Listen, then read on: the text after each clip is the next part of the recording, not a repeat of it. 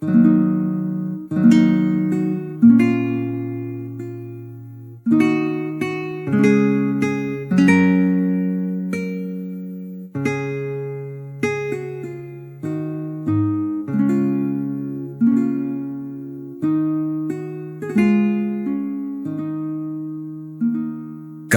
44. Cómo Sancho Panza fue llevado al gobierno y de la extraña aventura que en el castillo sucedió a Don Quijote. Dicen que en el propio original de esta historia se lee que llegando Cide Hamete a escribir este capítulo, no le tradujo su intérprete como él le había escrito, que fue un modo de queja que tuvo el moro de sí mismo, por haber tomado entre manos una historia tan seca y tan limitada como esta de Don Quijote, por parecerle que siempre había de hablar de él y de Sancho, sin osar extenderse a otras digresiones y episodios más graves y más entretenidos. Y decía que el ir siempre ha tenido el entendimiento, la mano y la pluma a escribir de un solo sujeto, y hablar por las bocas de pocas personas era un trabajo incomportable, cuyo fruto no redundaba en el de su autor, y que por huir de este inconveniente había usado en la primera parte del artificio de algunas novelas, como fueron la del curioso impertinente y la del capitán cautivo, que están como separadas de la historia, puesto que las demás que allí se cuentan son casos sucedidos al mismo Don Quijote, que no podían dejar de escribirse. También pensó, como él dice, que muchos, llevados de la atención que piden las hazañas de Don Quijote, no la darían a las novelas y pasarían por ellas, o con prisa o con enfado, sin advertir la gala y artificio que en sí contienen, el cual se mostrará bien al descubierto, cuando por sí solas, sin arrimarse a las locuras de Don Quijote ni a las sandeces de Sancho, salieran a luz. Y así, en esta segunda parte, no quiso ingerir novelas sueltas ni pegadizas, sino algunos episodios que lo pareciesen, nacidos de los mismos sucesos que la verdad ofrece, y aun estos, limitadamente y con solas las palabras que bastan a declararlos. Y pues se contiene y cierra en los estrechos límites de la narración, teniendo habilidad, suficiencia y entendimiento para tratar del universo todo, pide no se desprecie su trabajo y se le den alabanzas, no por lo que escribe, sino por lo que ha dejado de escribir. Y luego prosigue la historia diciendo que, en acabando de comer Don Quijote, el día que dio los consejos a Sancho, aquella tarde se los dio escritos, para que él buscase quien se los leyese. Pero apenas se los hubo dado, cuando se le cayeron y vinieron a manos del duque, que los comunicó con la duquesa, y los dos se admiraron de nuevo de la locura y del ingenio de Don Quijote. Y así, llevando adelante sus burlas, aquella tarde enviaron a Sancho con mucho acompañamiento al lugar que para él había de ser ínsula. Acaeció, pues, que el que le llevaba a cargo era un mayordomo del duque, muy discreto y muy gracioso, que no puede haber gracia donde no hay discreción, el cual había hecho la persona de la condesa Trifaldi, con el donaire que queda referido, y con esto, y con ir industriado de sus señores de cómo había de haber con Sancho, salió con su intento maravillosamente. Digo pues que acaeció que así como Sancho vio al tal mayordomo, se le figuró en su rostro el mismo de la Trifaldi, y volviéndose a su señor, le dijo: «Señor, o a mí me ha de llevar el diablo de aquí de donde estoy, en justo y en creyente, o vuestra merced me ha de confesar que el rostro de este mayordomo del duque que aquí está es el mismo de la dolorida». Miró Don Quijote atentamente al mayordomo, y habiéndole mirado, dijo a Sancho: «No hay para qué te lleve el diablo, Sancho, ni en justo ni en creyente, que no sé lo que quiere decir. Que el rostro de la dolorida es el del mayordomo, pero no por eso el mayordomo es la dolorida, que a serlo implicaría contradicción muy grande. Y no es tiempo ahora de hacer estas averiguaciones, que sería entrarnos en intrincados laberintos. Créeme, amigo, que es menester rogar a nuestro Señor muy de veras, que nos libre a los dos de malos hechiceros y de malos encantadores». No es burla, señor, sino que denantes le oí hablar y no pareció sino que la voz de la Trifaldi me sonaba en los oídos. Ahora bien, yo callaré, pero no dejaré de andar advertido de aquí adelante, a ver si descubre otra señal que confirme o desfaga mi sospecha. Así lo has de hacer, Sancho. Y darásme aviso de todo lo que en este caso descubrieres y de todo aquello que en el gobierno te sucediere. Salió en fin Sancho acompañado de mucha gente, vestido a lo letrado, y encima un gabán muy ancho de chamelote de aguas leonado, con una montera de lo mismo, sobre un macho a la jineta, y detrás de él, por orden del duque, iba el rucio con jaeces y ornamentos jumentiles de seda y flamantes. Volvía Sancho la cabeza de cuando en cuando a mirar a su asno, con cuya compañía iba tan contento que no se trocara con el emperador de Alemania. Al despedirse de los duques les besó las manos y tomó la bendición de su señor, que se la dio con lágrimas, y Sancho la recibió con pucheritos. Deja, lector amable, ir en paz y enhorabuena al buen Sancho, y espera 2 fanegas de risa, que te ha de causar el saber cómo se portó en su cargo, y en tanto atiende a saber lo que le pasó a su amo aquella noche, que si con ello no rieres, por lo menos desplegarás los labios con risa de gimia, porque los sucesos de Don Quijote o se han de celebrar con admiración o con risa.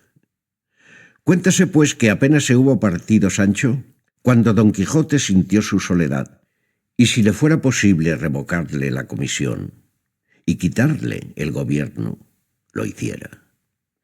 Conoció la duquesa su melancolía y preguntóle que de qué estaba triste, que si era por la ausencia de Sancho, que escuderos, dueñas y doncellas había en su casa, que le servirían muy a satisfacción de su deseo. ¿Verdad es, señora mía, que siento la ausencia de Sancho?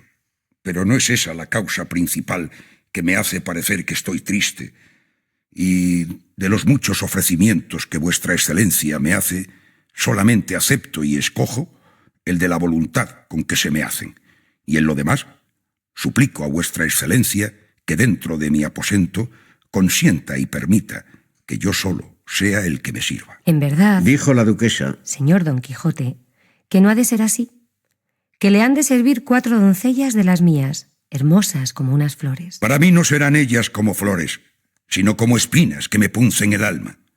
Así entrarán ellas en mi aposento, ni cosa que lo parezca, como volar.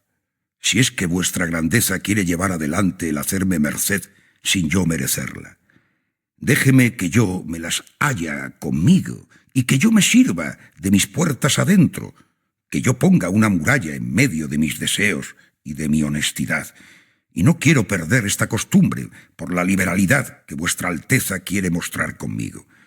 Y en resolución, antes dormiré vestido que consentir que nadie me desnude. No más, señor Don Quijote. Por mí digo, que daré orden, que ni aun una mosca entre en su estancia, no que una doncella. No soy yo persona que por mí se ha de descabalar la decencia del señor Don Quijote, que según se me ha traslucido, la que más campea entre sus muchas virtudes es la de la honestidad. Desnúdese vuestra merced y vístase a sus solas y a su modo, como y cuando quisiere, que no habrá quien lo impida, pues dentro de su aposento hallará los vasos necesarios al menester del que duerme a puerta cerrada, porque ninguna natural necesidad le obligue a que la abra. Viva 1000 siglos la gran Dulcinea del Toboso, y sea su nombre extendido por toda la redondez de la tierra, pues mereció ser amada de tan valiente y tan honesto caballero, y los benignos cielos infundan en el corazón de Sancho Panza, nuestro gobernador, un deseo de acabar presto sus disciplinas, para que vuelva a gozar el mundo de la belleza de tan gran señora. A lo cual dijo Don Quijote, vuestra altitud ha hablado como quien es, que en la boca de las buenas señoras no ha de haber ninguna que sea mala, y más venturosa y más conocida será en el mundo Dulcinea por haberla alabado vuestra grandeza que por todas las alabanzas que puedan darle los más elocuentes de la tierra. Ahora bien, señor Don Quijote, la hora de cenar se llega, y el duque debe de esperar. Venga vuesa merced y cenemos, y acostárase temprano, que el viaje que ayer hizo de Candaya no fue tan corto que no haya causado algún molimiento. No siento ninguno, señora. porque osaré jurar a vuestra excelencia que en mi vida he subido sobre bestia más reposada ni de mejor paso que Clavileño, y no sé yo qué le pudo mover a Malambruno para deshacerse de tan ligera y tan gentil cabalgadura, y abrasarla así, sin más ni más. A eso se puede imaginar que, arrepentido del mal que había hecho a la Trifaldi y compañía y a otras personas, y de las maldades que como hechicero y encantador debía de haber cometido, quiso concluir con todos los instrumentos de su oficio, y como a principal y que más le traía desosegado, vagando de tierra en tierra, abrasó a Clavileño, que con sus abrasadas cenizas y con el trofeo del cartel queda eterno el valor del gran Don Quijote de la Mancha. De nuevo, nuevas gracias dio Don Quijote a la duquesa, y en cenando, Don Quijote se retiró en su aposento solo, sin consentir que nadie entrase con él a servirle. Tanto se temía de encontrar ocasiones que le moviesen o forzasen a perder el honesto decoro que a su señora Dulcinea guardaba. Siempre puesta en la imaginación la bondad de Amadís, flor y espejo de los andantes caballeros. Cerró tras sí la puerta y a la luz de 2 velas de cera se desnudó, y al descalzarse, oh desgracia indigna de tal persona, se le soltaron no suspiros ni otra cosa que desacreditasen la limpieza de su policía, sino hasta 2 docenas de puntos de una media que quedó hecha celosía. Afligióse en extremo el buen señor, y diera él por tener allí un adarme de seda verde 1 onza de plata. Digo seda verde porque las medias eran verdes. Aquí, exclamó Benengeli, y escribiendo dijo: «Oh, pobreza, pobreza, no sé yo con qué razón se movió aquel gran poeta cordobés al llamarte dádiva santa desagradecida. Yo, aunque moro, bien sé por la comunicación que he tenido con cristianos que la santidad consiste en la caridad, humildad, fe, obediencia y pobreza. Pero con todo eso digo que ha de tener mucho de Dios el que se viniere a contentar con ser pobre, si no es de aquel modo de pobreza de quien dice uno de sus mayores santos: tened todas las cosas como si no las tuviésedes. Y a esto llaman pobreza de espíritu. Pero tú, segunda pobreza, que eres de la que yo hablo, ¿por qué quieres estrellarte con los hidalgos y bien nacidos más que con la otra gente? ¿Por qué los obligas a dar pantalia a los zapatos y a que los botones de sus ropillas unos sean de seda, otros de cerdas y otros de vidrio? ¿Por qué sus cuellos, por la mayor parte, han de ser siempre escarolados y no abiertos con molde? Y en esto se echará de ver que es antiguo el uso del almidón y de los cuellos abiertos». Y prosiguió: «Miserable del bien nacido que va dando pistos a su honra, comiendo mal y a puerta cerrada, haciendo hipócrita al palillo de dientes con que sale a la calle después de no haber comido cosa que le obligue a limpiárselos. Miserable de aquel, digo, que tiene la honra espantadiza y piensa que desde una legua se le descubre el remiendo del zapato, el trasudor del sombrero, la hilaza del herreruelo y la hambre de su estómago». Todo esto se le renovó a Don Quijote en la soltura de sus puntos, pero consolóse con ver que Sancho le había dejado unas botas de camino que pensó ponerse otro día. Finalmente él se recostó pensativo y pesaroso, así de la falta que Sancho le hacía, como de la irreparable desgracia de sus medias, a quien tomara los puntos, aunque fuera con seda de otro color, que es una de las mayores señales de miseria que un hidalgo puede dar en el discurso de su prolija estrecheza. Mató las velas, hacía calor y no podía dormir. Levantóse del lecho y abrió un poco la ventana de una reja que daba sobre un hermoso jardín, y al abrirla sintió y oyó que andaba y hablaba gente en el jardín. Púsose a escuchar atentamente. Levantaron la voz los de abajo, tanto que pudo oír estas razones: «No me porfíes, oh emerencia, que cante, pues sabes que desde el punto que este forastero entró en este castillo y mis ojos le miraron, yo no sé cantar sino llorar. Cuanto más que el sueño de mi señora tiene más de ligero que de pesado, y no querría que nos hallase aquí por todo el tesoro del mundo. Y puesto caso que durmiese y no despertase, en vano sería mi canto si duerme y no despierta, para oírle este nuevo Eneas, que ha llegado a mis regiones para dejarme escarnida. No des en esto, Altisidora amiga, respondieron. que sin duda la duquesa y cuantos hay en esta casa duermen, si no es el señor de tu corazón y el despertador de tu alma. Porque ahora sentí que abría la ventana de la reja de su estancia y sin duda debe de estar despierto. Canta, lastimada mía, en tono bajo y suave al son de tu arpa, y cuando la duquesa nos sienta, le echaremos la culpa al calor que hace. No está en eso el punto, oh emerencia, Respondió la Altisidora. sino en que no querría que mi canto descubriese mi corazón y fuese juzgada de los que no tienen noticia de las fuerzas poderosas de amor por doncella antojadiza y liviana.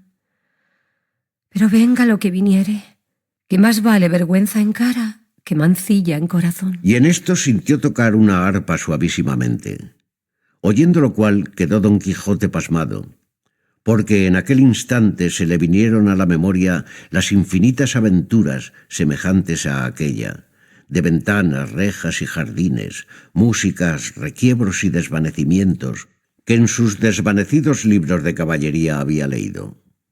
Luego imaginó que alguna doncella de la duquesa estaba de él enamorada, y que la honestidad la forzaba a tener secreta su voluntad. Temió no le rindiese y propuso en su pensamiento el no dejarse vencer. Y encomendándose de todo buen ánimo y buen talante a su señora Dulcinea del Toboso, determinó de escuchar la música, y para dar a entender que allí estaba, dio un fingido estornudo, de que no poco se alegraron las doncellas, que otra cosa no deseaban sino que Don Quijote las oyese. Recorrida pues y afinada la arpa, Altisidora dio comienzo a este romance. Oh tú, que estás en tu lecho, entre sábanas de Holanda, durmiendo a pierna tendida de la noche a la mañana, caballero el más valiente que ha producido la Mancha, más honesto y más bendito que el oro fino de Arabia. Oye a una triste doncella, bien crecida y mal lograda, que en la luz de tus dos soles se siente abrasar el alma. Tú buscas tus aventuras y ajenas desdichas hallas, das las feridas y niegas el remedio de sanarlas. Dime, valeroso joven, que Dios prospere tus ansias, si te criaste en la Libia o en las montañas de Jaca, si sierpes te dieron leche, si a dicha fueron tus amas, la aspereza de las selvas y el horror de las montañas. Muy bien puede Dulcinea, doncella rolliza y sana, preciarse de que ha rendido a una tigre y fiera brava.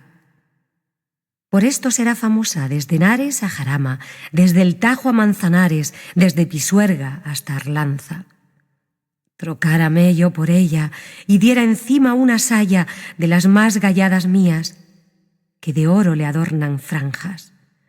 Oh, quién se viera en tus brazos, o si no, junto a tu cama, rascándote la cabeza y matándote la caspa.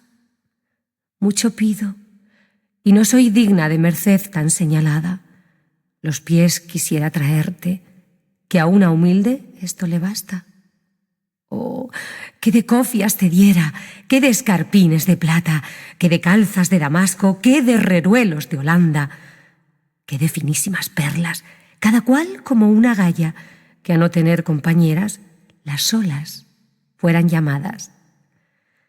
No mires de tu tarpeya este incendio que me abrasa, Nerón manchego del mundo, ni le avives con tu saña. Niña soy, pucela tierna, mi edad de 15 no pasa, 14 tengo y 3 meses, te juro en Dios y en mi ánima. No soy renca, ni soy coja, ni tengo nada de manca, los cabellos como lirios que en pie por el suelo arrastran. Y aunque es mi boca aguileña y la nariz algo chata, ser mis dientes de topacios, mi belleza al cielo ensalza. Mi voz, ya ves si me escuchas, que a la que es más dulce iguala, y soy de disposición algo menos que mediana. Estas y otras gracias, miras, son despojos de tu aljaba. De esta casa soy doncella y Altisidora me llaman. Aquí dio fin el canto de la malferida Altisidora y comenzó el asombro del requerido Don Quijote, el cual, dando un gran suspiro, dijo entre sí: Que tengo de ser tan desdichado andante, que no ha de haber doncella que me mire, que de mí no se enamore, que tenga de ser tan corta de ventura la sin par Dulcinea del Toboso, que no la han de dejar a solas gozar de la incomparable firmeza mía. ¿Qué la queréis, reinas? ¿A qué la perseguís, emperatrices? ¿Para qué la acosáis, doncellas de 14 a 15 años? Dejad a la miserable que triunfe, se goce y ufane con la suerte que amor quiso darle en rendirle mi corazón y entregarle mi alma. Mirad, caterva enamorada, que para sola Dulcinea soy de masa y de alfeñique, y para todas las demás soy de pedernal. Para ella soy de miel, y para vosotras acíbar. Para mí sola Dulcinea es la hermosa, la discreta, la honesta, la gallarda y la bien nacida, y las demás, las feas, las necias, las livianas y las de peor linaje. Para ser yo suyo, y no de otra alguna, me arrojó la naturaleza al mundo. Llore o cante, Altisidora, desespérese, madama, porque me aporrearon en el castillo del moro encantado, que yo tengo de ser de Dulcinea, cocido o asado, limpio, bien criado y honesto, a pesar de todas las potestades hechiceras de la tierra. Y con esto cerró de golpe la ventana, y despechado y pesaroso, como si le hubiera acontecido alguna gran desgracia, se acostó en su lecho, donde le dejaremos por ahora, porque nos está llamando el gran Sancho Panza, que quiere dar principio a su famoso gobierno.